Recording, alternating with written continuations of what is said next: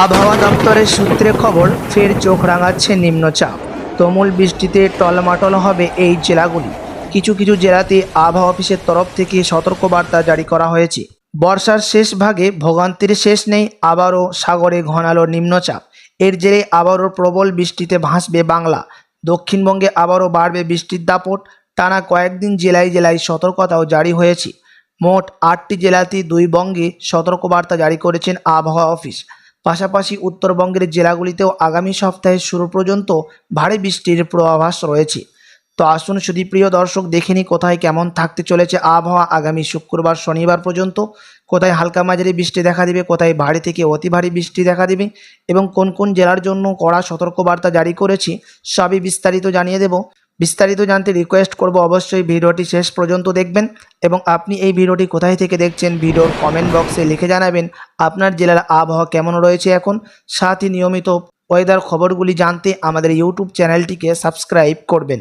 হাওয়া অফিস জানাচ্ছে আজ এবং আগামীকাল বেশ কিছু জেলাতে ভারী থেকে অতি ভারী বৃষ্টি, দক্ষিণবঙ্গের ও হালকা বাজারি বৃষ্টি দেখা যেতে পারে, যেমন হাওড়া, হুগলি, উত্তর 24 পরগনা, দক্ষিণ 24 পরগনা, পূর্ব মেদিনীপুর, পশ্চিম মেদিনীপুর, ঝাড়গ্রাম, পুরুলিয়া, বাঁকুড়া, পূর্ব বর্ধমান, পশ্চিম বর্ধমান, বীরভূম, মুর্শিদাবাদ ও নদিয়ায় বজ্রবিদ্যুৎ সহ হালকা থেকে মাঝারি বৃষ্টির পূর্বাভাস রয়েছে।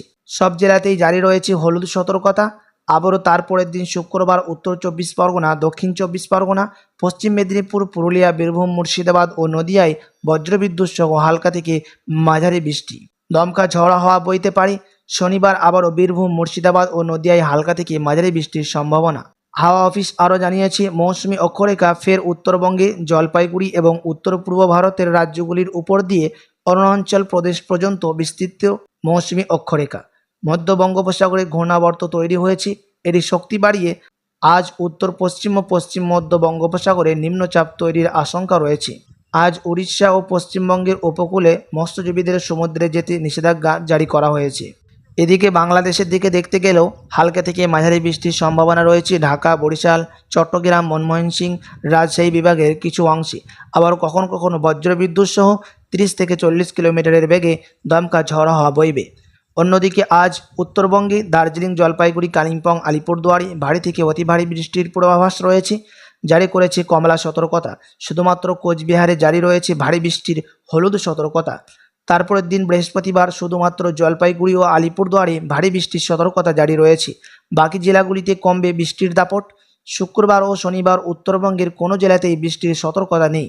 আগামী সপ্তাহে রবিবার আবারও জলপাইগুড়ি, আলিপুরদুয়ার ও কোচবিহারে ভারী বৃষ্টির সম্ভাবনা রয়েছে। আগামী সোমবার জলপাইগুড়ি, কালিম্পং, আলিপুরদুয়ারে ভারী বৃষ্টির সতর্কতা রয়েছে।